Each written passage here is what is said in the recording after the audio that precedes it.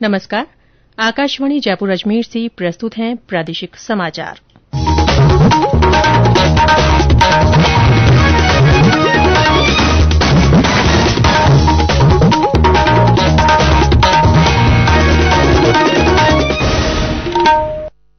मुख्य समाचार। देश के समग्र सतत विकास लक्ष्यों में 6 अंकों का सुधार, नीति आयोग ने इंडेक्स जारी किया।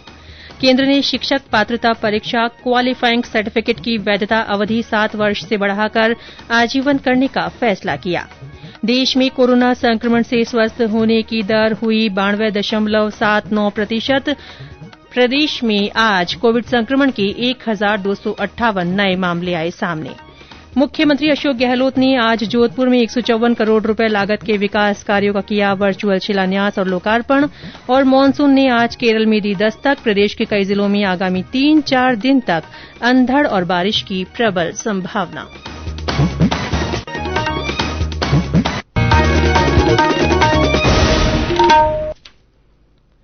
समाचारों के साथ मैं रितिका गुप्ता। देश में कोविड के असर को ध्यान में रखते हुए सभी श्रोताओं से अपील है कि किसी भी तरह की कोताही न बरतें। सभी लोग एहतियाती उपायों का पालन करें और टीका लगवाने के पात्र लोग बेहिचक टीका लगवाएं। जिन लोगों ने टीके की पहली डोज ले ली है वे निर्धारित समय पर दूसरी डोज लगवाएं। साफ सफाई रखें और इन आसान उपायों का पालन करें।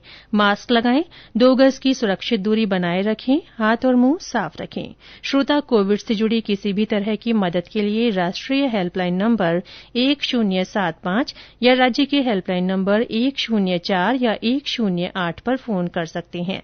इसके अलावा वरिष्ठ नागरिकों के लिए हेल्पलाइन नंबर है 14567। मनोवैज्ञानिक सहायता के लिए राष्ट्रीय मानसिक स्वास्थ्य और तंत्रिका विज्ञान संस्थान से फोन नंबर 08046110007 पर संपर्क किया जा सकता है। और अब समाचार विस्तार से। देश के समग्र सतत विकास लक्ष्यों एसडीजी स्कोर में 6 अंकों का सुधार हुआ है। ये स्कोर 2019 में 60 था और 2020-2021 में 66 तक पहुंच गया है। नीति आयोग ने आज देश का सतत विकास लक्ष्य एसडीजी इंडिया इंडेक्स जारी किया। रिपोर्ट के अनुसार लक्ष्यों को प्राप्त करने की दिशा में ये सकारात्मक कदम बड़े पैमाने पर साफ पानी और स्वच्छता तथा सस्ती और स्वच्छ ऊर्जा के बारे में अनुकरणीय देशव्यापी प्रदर्शन से प्रेरित है।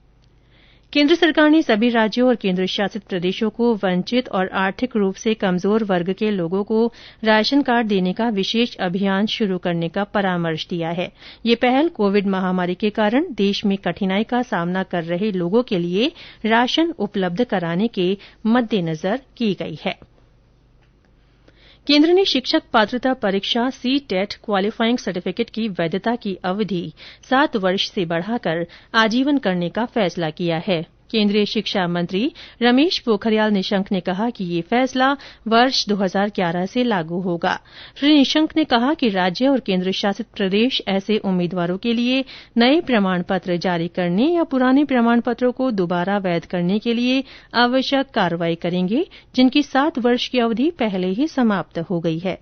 गौरतलब है कि स्कूलों में शिक्षक के रूप में नियुक्ति का पात्र होने के लिए सीटेट अनिवार्य क्वालिफाइंग परीक्षा है।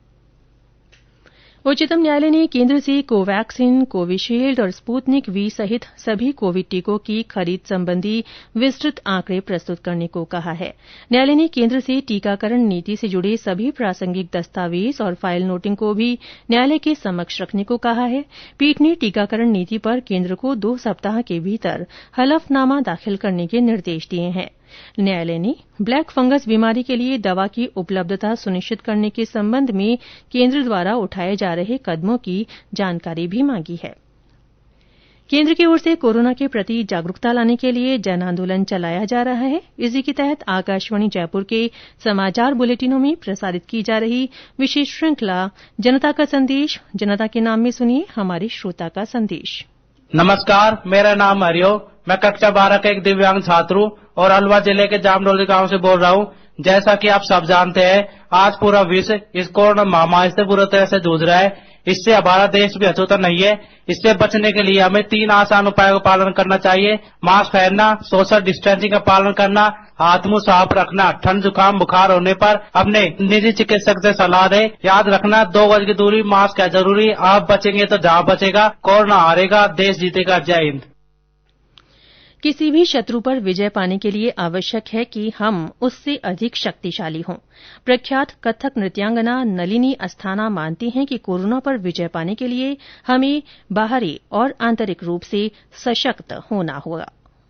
कहते हैं prevention is the best cure, और किसी भी लड़ाई के लिए अति आवश्यक है मजबूत होना। तो अपनी इम्यूनिटी को स्ट्रांग रखिए, जिससे हम शारीरिक तौर पे बहुत मजबूत हों, और आंतरिक तौर पे अपनी इम्यूनिटी बढ़ाने के लिए मधुर संगीत, अच्छा वातावरण और ऐसा परिश्रम करें जो हमारे मनोबल को बढ़ाता रहे। घर में रह के सुरक्षित रह के, अगर आप सुरक्षित हैं तो परिवार सुरक्षित है, परिवार सुरक्षित है तो समाज सुरक्षित है, और समाज सुरक्षित है तो देश सुरक्षित है। कहते हैं समय सदैव एक सा नहीं रहता, और हमें समय के साथ बदलना पड़ता है। आजकल कोविड-19 के इस वायरस से बचने के लिए हमें मास्क पहनना अति आवश्यक है, और 2 गज की दूरी बना के रखें। इससे हम कुछ हद तक अपने आप को बचा सकेंगे। ये समाचार आकाशवाणी जयपुर अजमेर से प्रसारित किए जा रहे हैं। समाचारों का सिलसिला यूं ही जारी रहेगा। उससे पहले कोरोना जागरूकता संदेश। चलो मिलकर एक शुरुआत करें, चलो एक फैसला आज करें। मास्क नहीं तो टोकेंगे, कोरोना को रोकेंगे। चलो एक इरादा करते हैं, चलो कुछ वादा करते हैं। मास्क नहीं तो टोकेंगे, कोरोना को रोकेंगे। प्रादेशिक समाचारों में फिर से आपका स्वागत है। देश में अब तक 22 करोड़ 10 लाख से अधिक कोविड टीके लगाए जा चुके हैं। स्वास्थ्य मंत्रालय ने कहा है कि रोगियों की संख्या निरंतर घट रही है। अब 17,13,413 कोविड मरीजों का उपचार किया जा रहा है। कल 1,34,000 लोगों में कोरोना संक्रमण की पुष्टि हुई। दैनिक संक्रमित लोगों की संख्या निरंतर कम हो रही है। स्वस्थ होने की दर बढ़कर 92.79% तक पहुंच गई है। इधर राज्य में सक्रिय मामलों की संख्या निरंतर घट रही है और कोरोना से उबरने की दर बढ़ती जा रही है। प्रदेश में आज कोविड संक्रमण के 1,258 नए मामले सामने आए हैं, जबकि 6,456 लोग संक्रमण से मुक्त हुए हैं। सक्रिय मामलों की संख्या घटकर 27,408 रह गई है। पिछले 24 घंटों में 44 लोगों की मृत्यु हुई है। जयपुर में आज 340 लोगों में संक्रमण का पता चला है। उधर धौलपुर जिले में हमारे संवाददाता ने बताया कि वहां संक्रमण के मामलों में काफी कमी आई है और प्रशासन महामारी से निपटने के लिए मुस्तैद है। धौलपुर जिले में कोरोना संक्रमण को जड़ से समाप्त करने के लिए जिला प्रशासन जी तोड़ मेहनत कर रहा है। जिला प्रशासन का जागरूकता अभियान तथा ग्रामीण क्षेत्रों में वॉलेंटियर द्वारा घर घर जाकर लोगों को कोरोना संक्रमण के प्रति जागरूक करने से जिला अब कोरोना की दूसरी जंग जीतने की कगार पर पहुंच चुका है। बीहड़, बागी, बंदूक और बजरी से कुख्यात डांग क्षेत्र भी कोरोना जागरूकता कार्यक्रम से अछूता नहीं रहा है। वहाँ आज ग्रामीण प्रतिदिन शाम को चौपाल पर पंचायत कर कोरोना से बचाव की जानकारियों को एक दूसरे से साझा कर रहे हैं। जिला प्रशासन की टीम ने गांव-गांव जाकर कोरोना जागरूकता ब्लैक फंगस के पोस्टर लगाए हैं। वहीं निगरानी दल के मोबाइल नंबर भी गांवों की दीवारों पर चस्पा किए गए हैं तथा ग्राम पंचायतों पर दर्ज कराए गए हैं। गौरव शर्मा, आकाशवाणी समाचार, धौलपुर। राज्य में कल प्रभारी मंत्री विभिन्न जिलों का दौरा करेंगे और वहां कोविड उपचार की सुविधाएं और विभिन्न व्यवस्थाओं का जायजा लेंगे। इस बारे में कल हुई मंत्रिपरिषद की बैठक में निर्देश दिए गए थे। राज्य सरकार ने कहा है कि कोविड टीकाकरण अभियान के तहत केंद्रीय स्वास्थ्य मंत्रालय द्वारा जारी दिशा निर्देशों की पूरी पालना की जा रही है। परियोजना निदेशक टीकाकरण डॉ रघुराज सिंह ने बताया कि 18 से 44 वर्ष आयु वर्ग के लिए अभी वैक्सीन उपलब्ध नहीं है। जयपुर में भी आज एक भी सरकारी सेंटर पर इस एज ग्रुप का वैक्सीनेशन नहीं हो रहा। उन्होंने बताया कि वैक्सीन बनाने वाली कंपनियों से संपर्क किया गया है कि जल्द से जल्द डोज उपलब्ध करवाएं ताकि वैक्सीनेशन ड्राइव को सही तरीके से चलाया जा सके। उन्होंने बताया कि 9 जून तक वैक्सीन आने की संभावना बहुत कम है। मुख्यमंत्री अशोक गहलोत ने आज वीडियो कॉन्फ्रेंस के माध्यम से जोधपुर में 154 करोड़ रुपए की लागत के 27 कार्यों का शिलान्यास और लोकार्पण किया। इनमें बरकतुल्ला खां स्टेडियम का जीर्णोद्वार और नवीनीकरण, अंतर्राष्ट्रीय स्तर का सांस्कृतिक केन्द्र और ऑडिटोरियम तथा स्विमिंग पूल शामिल है। कार्यक्रम में मुख्यमंत्री के अलावा नगरीय विकास मंत्री शांति धारीवाल, आरसीए अध्यक्ष वैभव गहलोत, प्रमुख अधिकारी और जोधपुर जिला प्रशासन के अधिकारी तथा जनप्रतिनिधि मौजूद रहे। प्रदेश में कोरोना महामारी पर नियंत्रण के लिए हो रहे प्रयासों के क्रम में आज खान और गौपालन मंत्री प्रमोद जैन भाया ने बारां जिले के किशनगंज सामुदायिक स्वास्थ्य केन्द्र का निरीक्षण किया। उन्होंने स्वास्थ्य केन्द्र पर 1 करोड़ रुपए की लागत से विकास कार्य कराने और केन्द्र को मॉडल सीएचसी बनाने की घोषणा की। टोंक जिले में मेरा गांव मेरी जिम्मेदारी अभियान के तहत जिला कलेक्टर ने जागरूकता पम्पलेट का विमोचन किया। झालावाड़ में कोरोना संभावित मरीजों की पहचान कर उन्हें नजदीकी स्वास्थ्य केन्द्रों पर जांच के लिए भेजने का काम जारी है। सीकर में कोरोना गाइडलाइन की अवहेलना पर प्रशासन ने एक मोबाइल शोरूम को सीज कर चालान काटा। वहां 50 से अधिक लोग बिना मास्क के मौजूद थे। सवाईमाधोपुर में जिला मुख्यालय के बाजारों में दिशा निर्देशों के उल्लंघन पर आवश्यक कार्रवाई की गई। बीकानेर में सीमा सुरक्षा बल बीएसएफ ने अब तक की बड़ी कार्रवाई करते हुए पाकिस्तान से भारत में हेरोइन की तस्करी का मामला पकड़ा है। इसमें 56 किलो हेरोइन बरामद की गई है। इसकी कीमत करीब 300 करोड़ रुपए आंकी जा रही है। डीआईजी पुष्पेंद्र सिंह राठौड़ ने बताया कि हेरोइन पीवीसी पाइप में डालकर तारबंदी के उस पार से भारतीय सीमा में डाली गई थी। देर रात आंधी और तूफान के बीच बीएसएफ के जवानों ने सर्च ऑपरेशन चलाकर कार्रवाई को अंजाम दिया। 4-5 स्मगलर उधर से करीब 56 किलो का हीरोइन क्रॉस कराने की कोशिश करी और उसको हमारे जवानों ने नाकाम किया और हमारे जवान बहुत अलर्ट थे। इधर इंडिया की तरफ से ही भी 2 स्मगलर फेंसिंग के पास पहुंच गए थे अंधेरे का लाभ उठा के, क्योंकि कल रात को वेदर बड़ा खराब था, आंधी तूफान थी, उसका फायदा उठा के वो नजदीक पहुंच गए थे। और उस दौरान जब एक्सचेंज कर रहे थे माल को, उधर से पाकिस्तान की तरफ से इंडिया को जब ये स्मगलर्स को माल हैंडओवर कर रहे थे थ्रू फेंसिंग, उस वक्त जो है हमारे जवानों ने मूवमेंट देखा और हमारे जवानों ने इमीडिएटली एक्शन किया, कार्रवाई करी और उन्होंने फायर किया। फायर की आवाज सुनकर जो इंडियन स्मगलर्स थे जिनके पास ये माल था, और इस दौरान हमारे लड़कों ने चेज किया उनको काफी अंदर तक, और चेजिंग के दौरान वो अपना माल जो है छोड़ के भाग गए। और जब इसको चेक किया गया उसमें ये पाया गया कि तकरीबन 300 करोड़ की वैल्यू की ये हीरोइन जो है ये पकड़ी गई। और ये पूरा जो माल है अब हम लोग जो है सीजर है ये एनसीबी को हैंडओवर करेंगे। परिवहन विभाग ने आज 3 जिला परिवहन कार्यालय और 6 नए उप परिवहन कार्यालय खोलने संबंधी आदेश जारी कर दिए हैं। अब जल्द ही कार्यालय शुरू हो जाएंगे। पोकरण और सुमेरपुर उप परिवहन कार्यालय को जिला परिवहन कार्यालय में क्रमोन्नत किया गया है।